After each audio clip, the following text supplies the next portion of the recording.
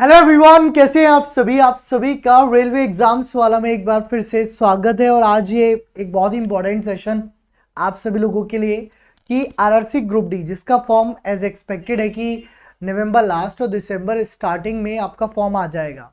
तो जो भी स्टूडेंट्स बिगनर हैं, मतलब जिन्होंने आज तक तैयारी की ही नहीं है, जो बिल्कुल नए सिरे से तैयारी शुरू कर रहे हैं, वो इस तैयारी को किस तरह कर सकते हैं, तो आपकी तैयारी कैसे अच्छी हो सकती है, आप शुरुआत कहाँ से कर सकते हैं, उन सभी चीज़ों पर हम बात करेंगे। सबसे पहले हम रेलवे ने एक नोटिस जारी किया था, उस पर एक बार बात कर लेते हैं। एक government of India ministry of railway board का ये नोटिस है कि जो भी लेवल 1 की जॉब आएंगी उनके लिए the one time exemption granted by the Indian railways in employment notice number 02/2018 and the RRC 01/2019 issued by the Railway Recruitment Board in February 2018 and March 2019 respectively was only special dispensation है ना for those recruitment drive and now has been withdrawn। तो ये जो आपका notice है वो जारी किया गया है।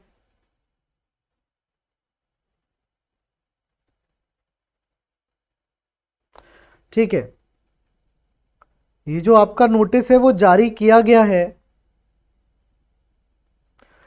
और इसमें बताया गया the minimum education qualification for all future recruitment to be notified after 15/6/2019 in level 1 of the pay matrix in technical departments that is civil engineering, mechanical, electrical and signal and telecom department and catering wing of railways will be 10th pass plus national apprentice certificate NSC granted by national council for vocational training और ITI, है ना। तो इन्होंने एक चीज तो clear की है कि भैया ग्रुप डी की जो लेवल 1 पोस्ट है, ग्रुप डी की जो लेवल 1 पोस्ट है उसके अंदर हमें जो है वो 10th प्लस ITI चाहिए। उसमें हमें इसके अंदर जो है वो 10th प्लस ITI जो है हमें चाहिए, मतलब ये इन्होंने क्लियर किया है। ठीक है, ये बात इन्होंने साफ तौर पर क्लियर की है, 10th प्लस ITI चाहिए जो भी फर्दर पोस्ट आएंगी। लेकिन ऐसा नहीं है कि सभी पोस्ट इसके अंदर आती है, सभी पोस्ट इसमें नहीं आती, है ना, क्योंकि इसमें इस पे स्पेसिफिकली मेंशन किया है जो भी डिपार्टमेंट सिविल से रिलेटेड होगा या मैकेनिकल से, इलेक्ट्रिकल से या सिग्नल से, उसमें हमें यहाँ पर चाहिए। लेकिन इसके अलावा भी ग्रुप डी में बहुत सारे डिपार्टमेंट होते हैं बेटा। ग्रुप डी में केवल सिविल, मैकेनिकल, इलेक्ट्रिकल और सिग्नल डिपार्टमेंट नहीं होते, अलग और भी डिपार्टमेंट होते हैं हालांकि। तो इसीलिए जो भी इन डिपार्टमेंट से रिलेटेड पोस्ट होंगी उसमें तो 10th प्लस ITI चाहिए होगा, और जो इन डिपार्टमेंट से अलग, इन चारों से अलग, सिविल, मैकेनिकल, इलेक्ट्रिकल और सिग्नल डिपार्टमेंट से जो अलग ग्रुप डी के अंदर आते हैं पोस्ट, उसके अंदर आपको स्टिल जो है वो 10th पास ही चाहिए होगा। तो इसमें दोनों तरीके की पोस्ट आपके पास रहेंगी, मतलब अगर आप सिर्फ नॉर्मल ग्रेजुएट स्टूडेंट हो, आपने 10th पास किया है तभी आप ग्रेजुएट हुए हो, या आप 12th पास कर चुके हो तो भी आप फॉर्म भर पाओगे। ऐसा नहीं है कि जिनके पास ITI नहीं है वो कोई भी वैकेंसी के लिए नहीं भर सकता। ठीक है, सो ग्रुप डी की कुछ पोस्ट ऐसी भी होती है जिसमें टेक्निकल पोस्ट ना हो करके नॉन टेक पोस्ट जो होती है, तो उसमें आपका 10th पास डायरेक्ट चलेगा। अब बात करता हूं मैं इसकी, जो भी बिगनर बच्चे हैं, जो भी तैयारी की शुरुआत करेंगे, अब जो नए स्टूडेंट्स हैं जिन्होंने सोचा है कि अब ग्रुप डी की तैयारी को कैसे किया जाए, तो ग्रुप डी की तैयारी की शुरुआत करने के लिए आपके पास वैकल्पिक ऑप्शन बताएं कैसे। सबसे पहले आपका एक CBT होता है, मतलब सबसे पहले आपका एक रिटन एग्जाम होगा बेटा, जो कि आपका ऑब्जेक्टिव होता है। आपका जो रिटन एग्जाम है वो आपका कैसा होता है, वो आपका ऑब्जेक्टिव होता है। ऑब्जेक्टिव का अर्थ होता है कि मतलब 4 ऑप्शन आते हैं ABCD वाला, है ना, उसमें से ऑप्शंस फिल करना होता है। फिर आपका फिजिकल होता है, फिजिकल में आपको 100 मीटर की दौड़ लगानी होती है और कुछ वजन उठा करके, है ना, सो वो फिजिकल आपका होता है। बाकी एक रेस होती है छोटी सी, वो फिजिकल क्वालिफाई आप कर लोगे, डजेंट बड़ा मतलब नहीं है। और मेडिकल डॉक्यूमेंट वेरिफिकेशन होता है, मतलब मेडिकली फिट इसमें आपको चाहिए होते हो ताकि आप थोड़ा बहुत चल सको, दौड़ सको। सो मेडिकल फिट और डॉक्यूमेंट वेरिफिकेशन इसमें आपका होता है। अब मैंने जैसा कि आपसे कहा कि इसमें जो रिटन एग्जाम है उसमें ऑब्जेक्टिव होता है।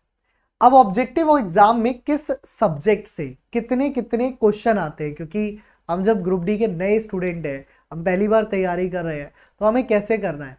तो इसमें आपके देखो साइंस, जनरल साइंस होती है 10th लेवल की, फिजिक्स केमिस्ट्री बायो, है ना, जनरल साइंस होती है। 25 क्वेश्चन साइंस के आते हैं, 25 मार्क्स के होते हैं। इसमें 10th लेवल की मैथ्स होती है, simple, profit and loss, percentage, है ना, ratio, proportion, compound interest, simple interest, simplification, इस तरीके के क्वेश्चंस आते हैं। 25 मैथ्स के क्वेश्चन आते हैं, 25 मार्क्स के होते हैं। रीजनिंग आपने 10th लेवल तक तो पढ़ी नहीं होती है, लेकिन थोड़ा सा ही मेहनत करनी पड़ेगी। ग्रुप डी की रीजनिंग इतनी टफ भी नहीं होती। रीजनिंग के 30 क्वेश्चन आते हैं, 30 मार्क्स के होते हैं। और जनरल अवेयरनेस और करंट अफेयर्स, यानी कि जो दैनिक चर्या में चल रहा है उससे संबंधित बात अगर हम करें, ठीक है, तो यहां पर 20 क्वेश्चन आते हैं, 20 मार्क्स के होते हैं। ओवरऑल अगर आप देखोगे तो 100 क्वेश्चन हो जाएंगे आपके 100 मार्क्स के, मतलब 100 क्वेश्चन होंगे, 100 मार्क्स का पेपर आपका होगा। सिलेबस अगर आप इस पर थोड़ी निगाहें डालोगे, जैसे मैंने अभी आपसे कहा, मैथ्स का सिलेबस बहुत सिंपल है। Number system, BODMAS, decimal, fraction, LCM, HCF, ratio, proportion, percentage, mensuration, time and work, है ना, time and distance, simple and compound interest, profit and loss, algebra, geometry, trigonometry, elementary statistics, square root, age calculations, calendar, clock, pipe system, इससे आते हैं।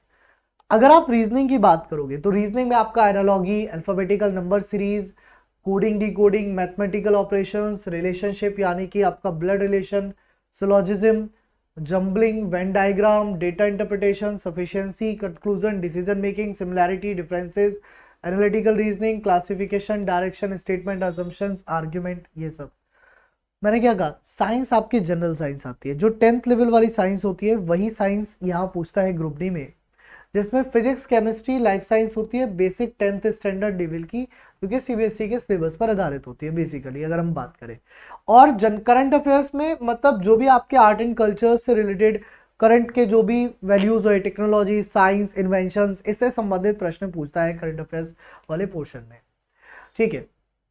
Age limit की अगर मैं बात करूं तो 18 से 33 एज होती है, लेकिन क्योंकि इस साल 3 साल का रिलैक्सेशन मिल रहा है, तो 3 साल का रिलैक्सेशन मिलेगा, मतलब 18 से 36 तो जनरल के लिए, फिर ओबीसी 3 साल एक्स्ट्रा, एससी 5 साल, इस तरीके से। तो एससी के कैंडिडेट अगर कोई है, एसटी का कोई बच्चा है, तो वो 41 साल की एज तक इस फॉर्म को फिलअप कर पाएगा, ठीक है। सिलेबस वाइज अगर मैं बात करूं कि भाई क्योंकि आप नए स्टूडेंट हैं, आप पहली बार ग्रुप डी की तैयारी कर रहे हैं या आप किसी भी कॉम्पिटिटिव एग्जाम की तैयारी कर रहे हैं, तो मैंने आपसे कहा आप तैयारी कर सकते हैं। उसके लिए जानना जरूरी था कि एग्जाम कैसा होता है। मैंने कहा ऑब्जेक्टिव होता है, पैटर्न क्या है सर मैंने बताया, सिलेबस क्या है मैंने बताया। अब मैं आपको बता रहा हूँ किस टॉप सब्जेक्ट में किस टॉपिक से ज्यादा क्वेश्चन पूछता है। जैसे टॉपिक की अगर बात करूँ तो एसआई सीआई से क्वेश्चन पूछेगा, पाइप एंड सिस्टम, सिंप्लीफिकेशन। देखो नंबर सिस्टम से सबसे ज्यादा 6 क्वेश्चन, फिर speed, time and distance, average, trigonometry, percentage, mensuration, ratio, इन सब से क्वेश्चन पूछता है। ऐसे ही syllogism, Venn diagram, mathematical operators, mirror image, odd one out, analogy, series, direction, conclusion, count, figure, puzzle, figure completion, blood relation से question पूछता है। अगर हम फिजिक्स केमिस्ट्री को भी डिफाइन करें तो फिजिक्स से लगभग 8-9 क्वेश्चन, केमिस्ट्री से लगभग 10, बायोलॉजी से 6 से 7।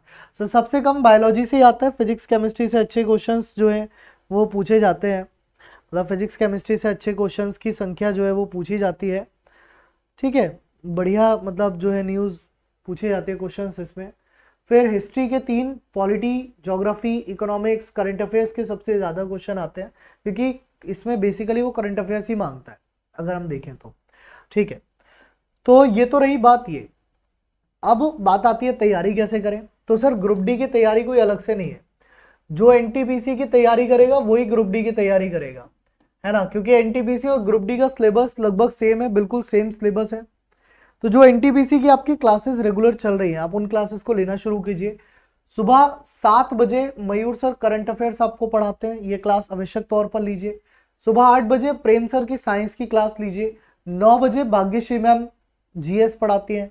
10 बजे मैं स्वयं आपको रीजनिंग पढ़ा रहा हूँ बहुत जबरदस्त तरीके से, 10 बजे रीजनिंग वाली क्लास लीजिए।